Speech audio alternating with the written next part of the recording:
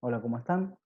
Bueno, vamos a continuar con la clase de Historia de Asia, relación entre Asia y Occidente a partir del siglo XV hasta el siglo XVIII. En el video anterior habíamos dejado en el momento en que empezamos hablando de la presencia británica en el subcontinente indio, habíamos descrito las condiciones del Imperio Mogol y habíamos dicho que el momento clave del desarrollo y el avance de lo que va a ser la presencia británica en el primer formato que va a tener esta, que es a partir de la Compañía de las Indias Orientales Británicas, eh, es a partir de su establecimiento en Bengala. ¿Sí? Vamos a recordar la fecha del establecimiento de Bengala, ¿sí? Más precisamente en Calcuta, ¿no? En la provincia de Bengala. Acá nos encontramos, ¿sí? Calcuta, en la desembocadura del Ganges, en lo que es el gran delta del Ganges, en la provincia de Bengala. Hoy es ese territorio, ¿sí? Que actualmente está dividido entre Bangladesh, como se ve acá en el mapa, y la India. Tenemos justamente Bengala Oriental y Bengala Occidental en la actualidad. En ese momento, obviamente, era un solo territorio y una sola unidad política. ¿Sí? Se van a establecer a partir de 1690 los británicos en Calcuta. ¿Y por qué es la importancia y por qué marcamos esto? Porque justamente Calcuta es un lugar estratégico, lo constituyen más de 50 factorías, 150 factorías que se van estableciendo en la región, ¿sí?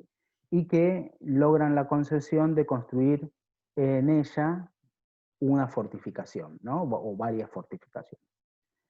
Los ingleses, como ya veníamos marcando, estaban bajo el dominio del Imperio Mogol y se establecen, ¿sí? Gracias a la concesión y al permiso que le establece el gobernador mogol en la región. Y quedan a la vez, al establecerse ahí, atrapados en las vicisitudes de lo que vemos como la última fase del Imperio Mogol y las luchas que estuvimos describiendo entre lo que va a ser la Confederación Maratha hindú y el Imperio Mogol musulmán, pero también con los poderes locales y en particular en la región esta, tan densamente poblada y tan rica, ¿sí? Que va a ser Bengala. ¿Por qué? Porque Bengala es una de las regiones más importantes de la India, porque es la desembocadura, dijimos recién, del Ganges. Es una región densamente poblada, al contrario de lo que es el Deccan, que es donde tenían, tanto en Madrás como en Bombay, eran las zonas en donde antes tenían los establecimientos, sus factorías, los británicos. Vamos a volver sobre el mapa anterior para marcar el Deccan, es el centro, podemos hacer un centro triangular, ¿no? Sobre el triángulo que es el subcontinente indio. Esta zona es el Deccan. Los británicos estaban en Bombay, en Madrás, y van a establecerse en Calcuta. Eh, decíamos, a partir de esto ¿qué le permite Calcuta? Le permite establecer una red comercial. Es un punto clave porque a la vez se aleja de la competencia con las otras compañías europeas, aprovecha la declinación del Imperio Mogol y aprovecha también sus vínculos comerciales que va a establecer con los comerciantes locales. Comerciantes que a la vez le permiten acceder a través justamente de ascender por el Ganges al interior de la India, a la riqueza del interior de la India. Pero asimismo, Bengala era un lugar aislado de los conflictos que se sucedían en el corazón del Imperio Mogol, que es en río arriba del Ganges, ¿sí? No en la desembocadura, sino río arriba del Ganges y hacia el sur de la península, más hacia la costa occidental, ¿sí? De la India. Y al estar alejado de esto estaba justamente en un proceso de desarrollo, de florecimiento comercial, y de un comercio que, acordémonos nosotros, el Golfo de Bengala le permite a través justamente del Índico acceder, ¿no?, cruzando el estrecho de Malaca a el mar meridional de la India, y por tanto Bengala está más ligado al comercio con China. Decíamos entonces que Bengala exporta seda, exporta algodón, algodón fino, exporta azúcar o exporta arroz, salitre, índigo, índigo que es ese bien tan preciado, que es lo que permite justamente la coloración azul, ¿no? Es una tintura el índigo, y otro elemento muy importante que es el opio. Tanto el índigo, recordemos, ¿no?, porque azul se va a vestir a las vírgenes en el medievo, ¿sí? Es el color más difícil de obtener, tanto en la pintura como en la tintura, ¿sí? Por eso es tan importante el índigo, y el opio ya veremos cuál es su lugar de relevancia. Estamos en el siglo, ya los albores o cercanos al siglo XVIII, estamos sobre el fin del siglo XVII y principios del XVIII, y acá vamos a encontrar un elemento muy importante, que es que dentro de las luchas que se va estableciendo entre Inglaterra y Francia, Francia la principal potencia europea, pero a la vez que está quedando rezagada con respecto al desarrollo mercantil que está teniendo cada vez más creciente Gran Bretaña, se van estableciendo pujas que van a tener sus diferentes momentos de conflicto, que van a llegar hasta las guerras napoleónicas, ¿sí?, como parte de ese conflicto, y esas pujas, ¿sí?, que van a ser de carácter bélico, ¿sí?, armado, entre británicos y franceses. Y eso va a marcar el inicio del cambio, de dos importantes cambios que van a asignar a la Compañía de las Indias Orientales y que la van a diferenciar del resto de las compañías. Uno de estos cambios es justamente la creación, a partir de la Guerra de los 7 Años, de un cuerpo permanente militar a cargo de la compañía, ¿sí? Y va a estar formado particularmente no por mercenarios, ¿sí? Bueno, sí, son mercenarios, pero no los mercenarios, por ejemplo, los que veníamos diciendo que son los contratados, por ejemplo, por la compañía holandesa, ¿sí?, que son europeos a sueldo, sino que son, ¿sí?, miembros de las castas guerreras indias propiamente locales, que sí se les va a pagar un sueldo y van a estar al servicio del ejército de la compañía. Este ejército va a tener un nombre muy particular, que es el ejército de cipayos, cipai, ¿sí? Y va a transformarse su mismo nombre en un emblema del carácter de una persona local que se vende a intereses extranjeros, ¿sí? ¿No? Ese es el lenguaje político va a pasar a tener una connotación negativa, cipayo. Y este es el origen, ¿sí? El origen. Se va a tener un cuerpo militar, un ejército pago. Ahora bien, ¿cómo se va a pagar este ejército? Y ahí llegamos al segundo elemento clave. Las alianzas que van a establecer la Compañía de las Indias Orientales, sus agentes en particular, ¿no? No pensemos la compañía como un todo corporativo, no pensemos en IBM, pensemos en que la compañía es una cáscara, es un escudo de la acción de agentes individuales que se establecen en estas factorías, que van a establecer lazos personales con estos dos tipos de personajes que estamos viendo acá, que son los banya, ¿sí?, los comerciantes, que a la vez estos comerciantes son el nexo fundamental que tienen los comerciantes británicos, porque son el acceso a los productores locales, ¿sí? Y que a la vez le otorgan crédito. ¿Y quién le otorga crédito a los comerciantes británicos? Para poder comprar sus mercancías. Mercancías que a nota de crédito van a vender en el exterior para poder luego, con esa venta, poder pagar el crédito que habían sido otorgados tanto por los banyas, como los comerciantes, como centralmente por los marwaris, que son los banqueros locales. ¿Sí? Tengamos en cuenta que estos son castas dentro también de la conformación de la sociedad jerárquica india, ¿sí? dentro de la comprensión hinduista, que son dos grupos que van a englobar a la vez a diferentes subcastas, pero comerciantes y banqueros, banias y marwaris, ¿sí? Estos a la vez cobran los impuestos, acordémonos de esta cuestión, ellos son los intermediarios con la población local y cobran los impuestos para la población, sobre la población local para el imperio mogol. Pero el imperio mogol también está en Delhi, está en las alturas del Gange, está al interior. Acá en Bengala, ¿para quién cobraban? Para el gobernador local. El gobernador local, ¿quién es? El Nabob o Nabab, ¿no? Depende, van a encontrar diferentes traducciones con diferentes denominaciones, pero Nabab, Nabob es exactamente lo mismo, que es el gobernador de esta provincia tan importante, que es prácticamente un gobernador semi-independiente. Responde al emperador mogol, pero gobierna prácticamente a cuenta propia y cobra tributo a través de estos personajes, que son los que tienen la ascendencia sobre la población local.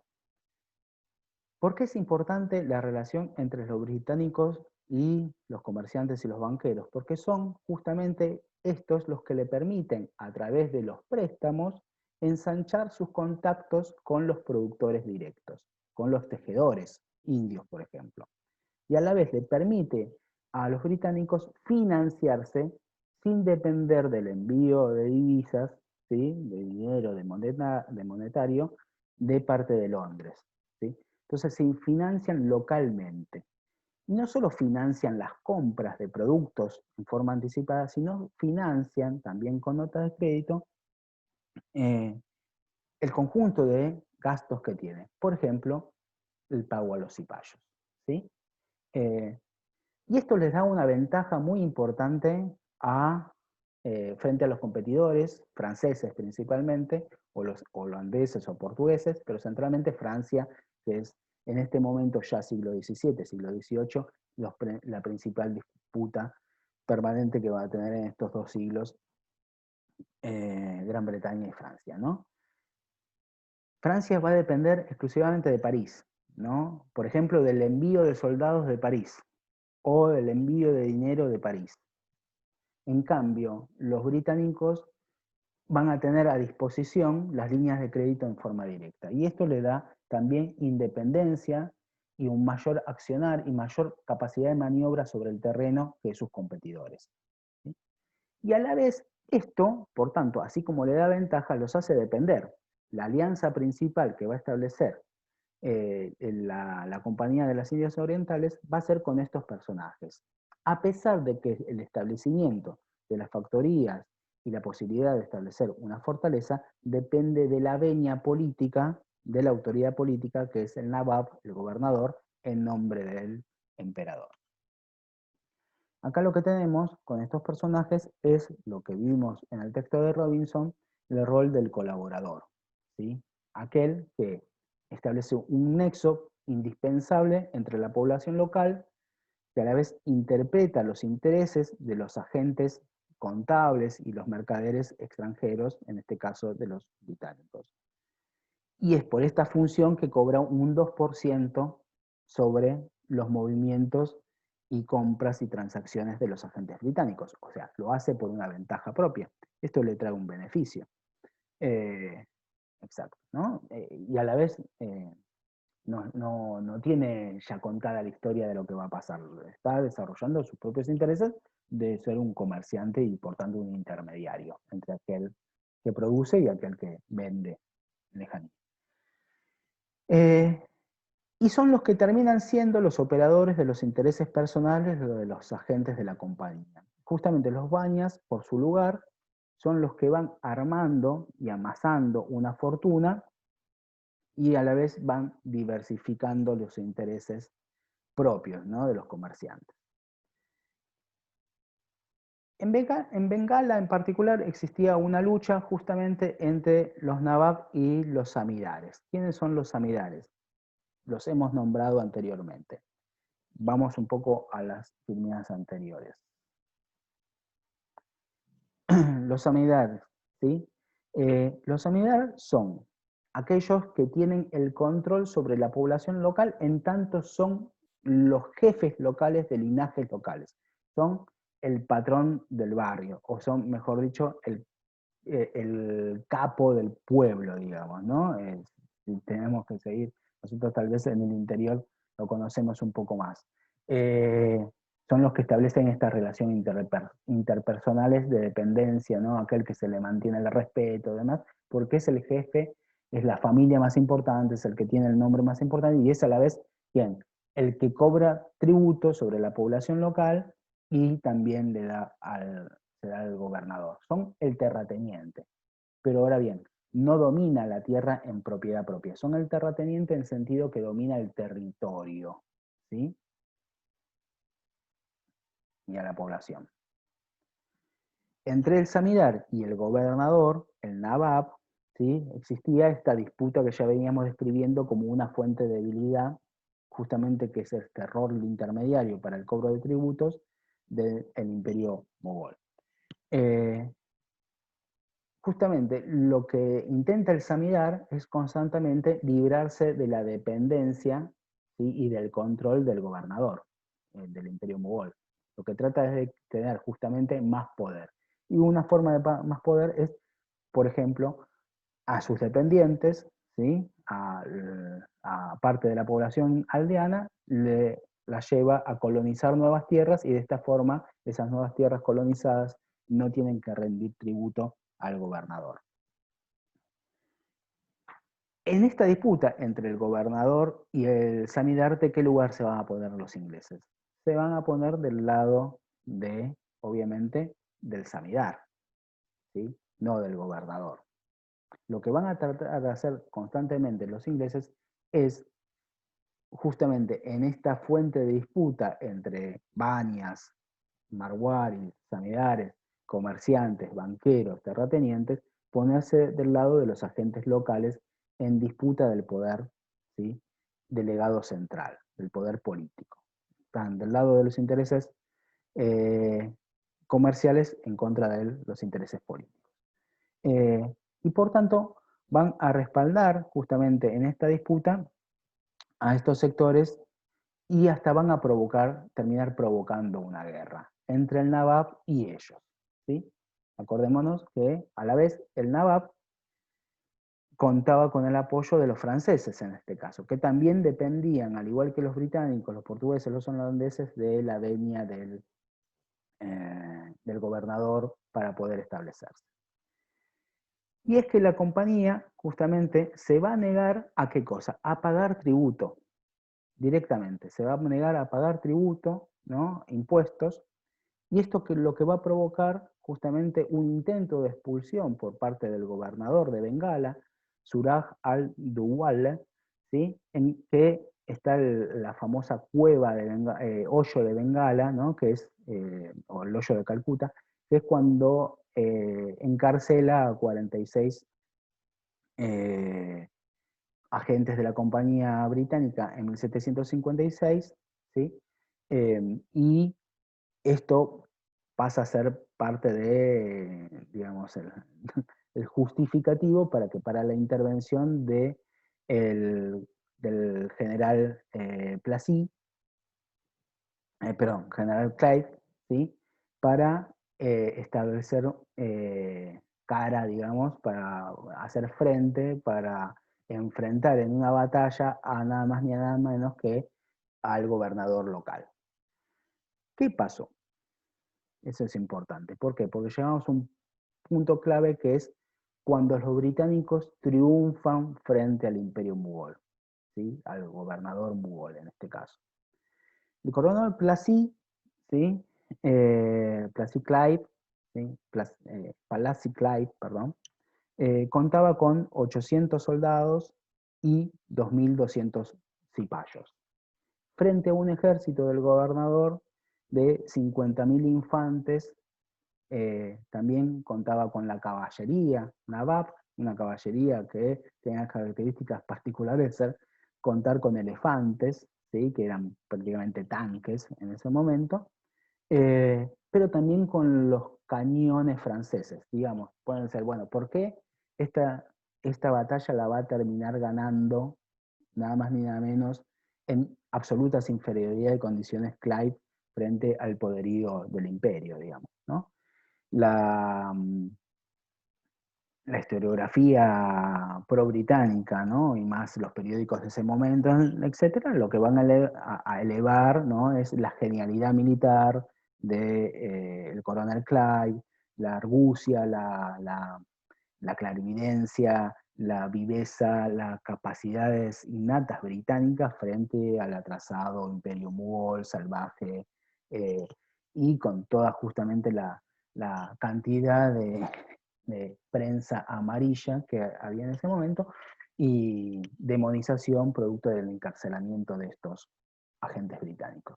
Bueno, lo que pasó en concreto es que el general Clive pudo ganar porque acá tenemos parte también de varias representaciones artísticas, acá tenemos una claramente, es que el jefe de las fuerzas del Nawab, digamos, el brazo militar del Nawab, el general Nawab, se vendió.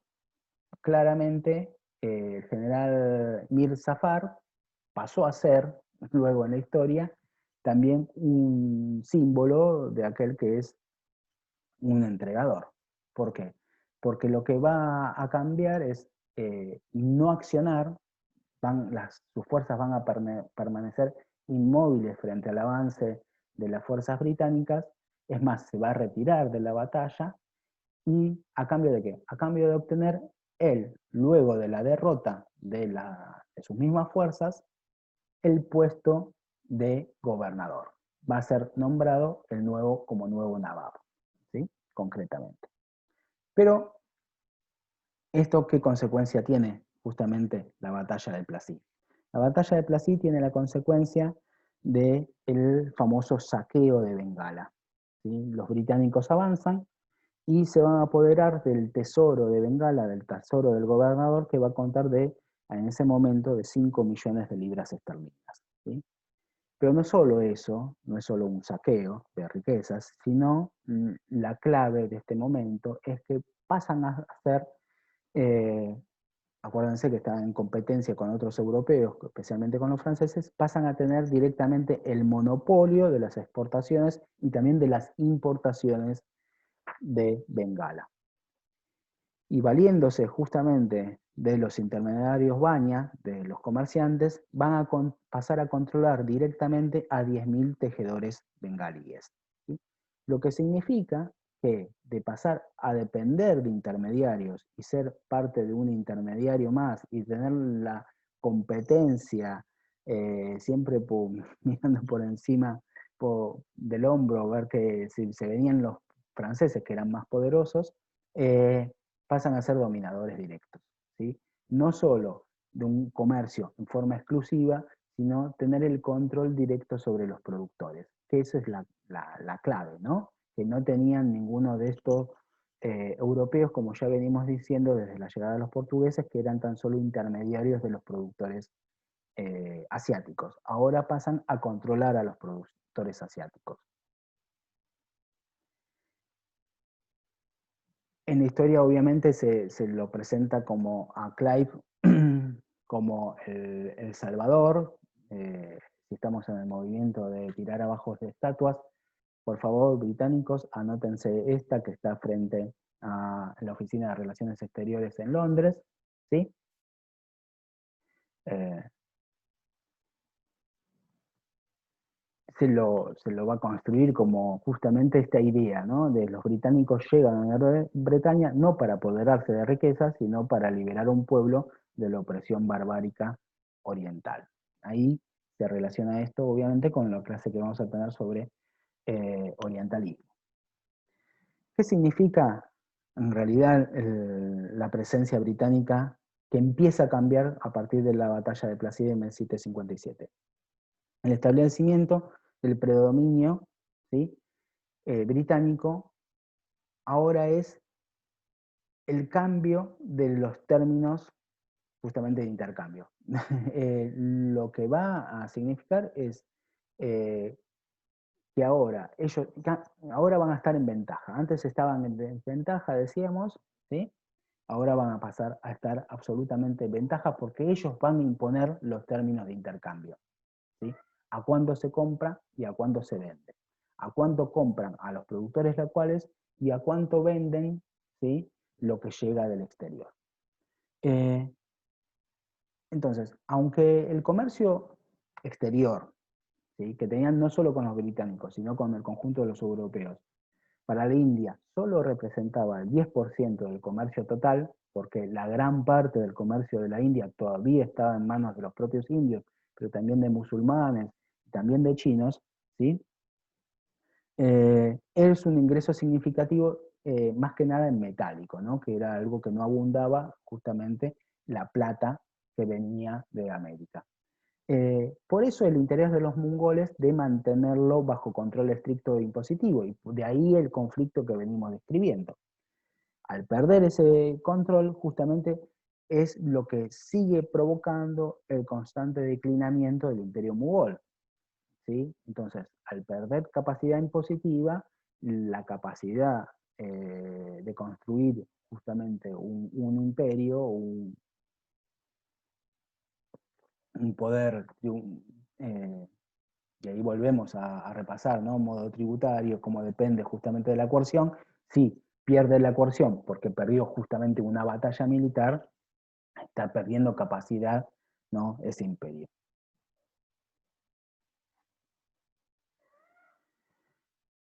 A esta situación se llega a 1764, ¿sí?, menos de 10 años después de la batalla de Plassey, con una guerra contra el poder local, y va pasando, ¿sí?, constantemente a este debilitamiento que estamos nombrando, y el Nawab de Bengala, ¿sí?, cambiado, ¿no?, ahora impuesto por los británicos, ¿sí?, en alianza justamente con el reino de Aúd y el emperador mogol, eh, va perdiendo cada vez más poder el imperio mogol, justamente porque los británicos van a ir avanzando sobre el control civil y sobre el control fiscal. Y ahí llegamos a que directamente se le entrega, y acá tenemos una representación, donde se le transmite directamente el derecho a recaudar impuestos. Y esto es como la clave, ¿no?, donde llegamos al momento contra, si estamos hablando de un modo de producción tributario, que el centro es aquel que tiene el poder para cobrar tributo, ahora el que pasa a cobrar tributo es directamente los británicos, se está haciendo con el control no solo económico, sino y tiene el control económico porque pasa a tener el control político, ¿sí? Entonces, ahora el Shah Salam justamente pasa a ser tan solo una figura decorativa en el sistema. Y esto es justamente la clave porque al pasar a cobrar los impuestos, ya Gran Bretaña y la compañía no va a depender de cuánto venda sus productos en el exterior y cuántos productos, ¿sí? Eso va a seguir siendo importante, pero ahora va directamente a recaudar impuestos. Eh, y con esto va a permitir financiarse todos sus gastos, no solo civiles, sino también, como vimos, militares, y le permite incrementar sus gastos, ¿sí? Eh, y a la vez le permite, ¿qué cosa? Justamente, comprar con la plata que propiamente le cobra a los indios en impuestos los mismos productos que los indios producen. Antes, para comprar justamente los productos indios, dependía de que le vaya bien en el intercambio mercantil y obtener divisas de Londres, y que el comercio triangular que se realizaba en el Atlántico, esto le permita ganancias para después transformarlas en compras en la India, para llevarlas a América o a Gran Bretaña y poder volver con más capital, con más dinero para poder comprar. Bueno, esto se acabó. Ahora directamente, gracias a cobrarle impuestos a los mismos indios, ya le puede comprar los productos a los indios. Pero no solo eso, sino rompiendo absolutamente la ley DSEI, la ley de la mano invisible del mercado, la ley liberal, ¿sí? Ellos, al cobrarle justamente los impuestos, le van a aumentar los impuestos. Y a la vez le van a bajar los precios a los cuales les compra los productos que producen. ¿Por qué? Porque pasaron a ser, al tener el control político, los únicos que tienen la posibilidad de venderle los productores indios. Tienen el monopolio sobre la producción. Entonces adquieren la mercadería fijando ellos mismos el precio. Entonces es una transformación por completo de las relaciones del intercambio mercantil que van a imponer los británicos a hacerse con el control político.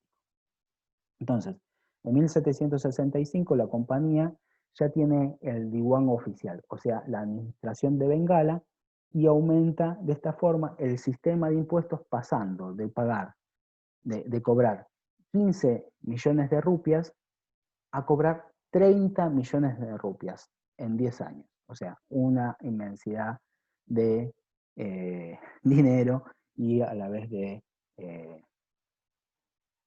riquezas que va obteniendo por cobrar tan solo impuestos. ¿Sí? ¿Cuál es la consecuencia? La consecuencia es que lo vamos a profundizar cuando veamos la clase de la India, es la ruina de los agricultores, de los artesanos, ¿sí? Y ya en 1770 tenemos una, y en 1783 tenemos otra, que tenemos la gran hambruna, ¿no? Hambrunas, que se la van a pasar a describir como fenómenos naturales, ¿sí? Que no se sabe de dónde viene. Obviamente el origen, ¿cuál va a ser? Todas las consecuencias que va a tener el cambio de los términos justamente de compra y venta y el nivel impositivo que van a imponer los británicos. Y van a ser descritas, ¿sí? Como un evento fortuito donde la acción de la compañía no tiene nada que ver, sino es propiamente de las condiciones y consecuencias de la falta de cultura del pueblo indio. El interés principal de la compañía, ¿sí?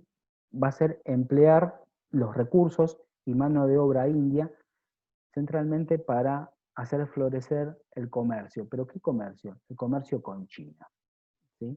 Ahora me van a decir ustedes, bueno, pero recién acaban de conquistar Bengala, ya están pensando en China, sí, justamente porque Bengala, Calcuta, era parte de la relación de comercio exterior que se tenía con China. Y China es el objetivo, ¿no? Del comercio internacional y del comercio con Oriente. El éxito de Plassey, del éxito de esa batalla del general Clay, ¿sí? Va a dar paso a la conquista total de la India a la vez. No se va a seguir un plan, sino la respuesta a constantes crisis y guerras regionales. Acuérdense, el imperio Mughal estaba en conflicto interno con diferentes o poderes locales, ¿sí? Especialmente con la Confederación Maratha, que lo pone en crisis y a la vez va a aprovechar los británicos intercediendo justamente a favor de sus alianzas en estos conflictos internos. El Estado Mughal se va a ir desintegrando poco a poco, ¿sí? Y va a ir a dar paso a una dispersión de diferentes estados guerreros que van a representar una amenaza para los propios intereses de la compañía, y de esta forma los británicos van a tener que estar obligados a intervenir, ¿sí? A favor de defender sus intereses, y esto va a propiciar que la compañía avance en su conquista territorial. Este es el argumento, ¿sí? De política de hechos consumados que va a promover la compañía. Así lo que se da, esto, digo, tan solo lo estoy contando acá para poder entender el paso siguiente, que es la relación entre India y China, entre los británicos y el comercio de opio.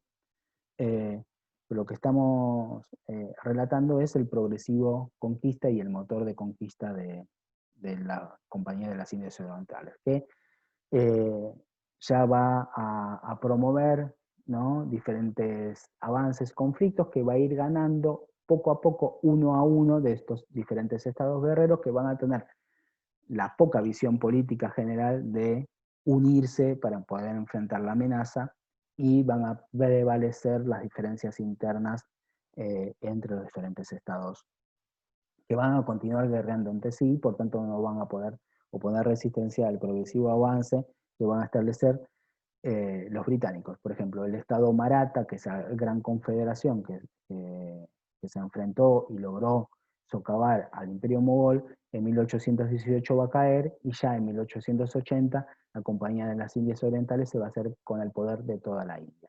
En un formato muy particular, como vamos a ver, donde van a sobrevivir poderes locales, pero bajo la égida, la venia y el amparo de la compañía. La consecuencia de todas estas guerras es la destrucción de la producción local, de las riquezas autóctonas y a la vez que todos los bandos, seguimos en un modelo de producción tributaria, van a querer cobrar tributos sobre los productores. Y esto lo que va a generar es cada vez más este proceso de hambruna y debilitamiento de la sociedad local. Entonces, la compañía, tenemos que comprender que este proceso de conquista y de saqueo de la India que se va produciendo, de imponer sus intereses comerciales, va a ser un elemento indispensable para la acumulación de capital y sobre todo para la conquista de un mercado dependiente para cuando más adelante, ¿sí?, ya a fines del siglo XVII y principios del siglo XVIII, comience la revolución industrial en Gran Bretaña. ¿Sí? Hacerse con la soberanía política, van a decir los autores, va a permitir a Inglaterra reorganizar la tendencia de la tierra y a la vez ponerle impuestos para que la India pagara los gastos de la guerra y los costos de la propia conquista de la India y la ocupación británica. A la vez va a establecer, conquistando la tierra, una reforma fiscal que va a servir a reorientar la agricultura de la India para la producción de artículos en función del comercio exterior dominado por la Compañía de las Indias Británicas. ¿Qué artículos? Algodón en rama y opio, ¿sí?, que serán los medios estratégicos por los cuales justamente se va a acrecentar el comercio británico con China. Esto, las consecuencias propiamente, las transformaciones que van a hacer los británicos en China, lo vamos a ver en la clase específica como venimos anunciando. Una cuestión para mencionar acá es, justamente en esta filmina, son los agentes de la compañía.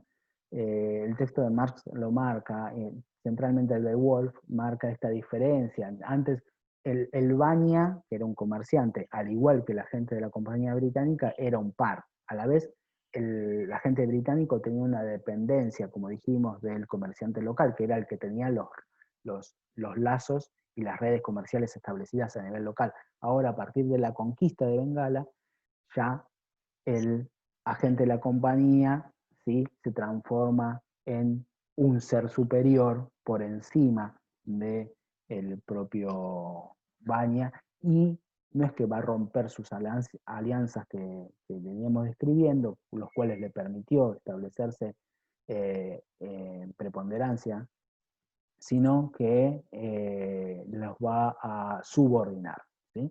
Y algunas ventajas le va a dar, pero dependiente de sus propios intereses. En síntesis, lo que va a provocar justamente la conquista de la India por parte de la Compañía Británica es la obligación de los campesinos que produzcan para el mercado internacional, ya no para su propia subsistencia, y a la vez complementando su subsistencia con la producción de telas y la producción de mercaderías para el comercio internacional, digamos, como algo subsidiario de la propia producción local, sino ahora se va a subvertir todo, ¿no? O sea, lo que tengan que cultivar los campesinos indios porque a la vez van a estar obligados a pagar cada vez más impuestos, van a tener que ser aquellos productos requeridos por los británicos y que tengan más valor de mercado. Que va a ser nada más ni nada menos, como vamos a ver, ¿qué cosa? El opio, pero también el algodón, el azúcar, el índigo, las especies, el tabaco, la yuta. Nada de esto se come, ¿no? O sea, y de ahí vienen también las hambrunas. Y a la vez lo que va a provocar es un proceso a largo plazo de desindustrialización de la India y de quiebre de las relaciones sociales, de quiebre social. ¿Sí? Bueno, acá terminamos con, con la India, ¿sí? Y pasamos a hablar justamente de la relación que los británicos van a establecer entre la India hacia con China, ¿sí? Que es el objetivo principal del comercio británico.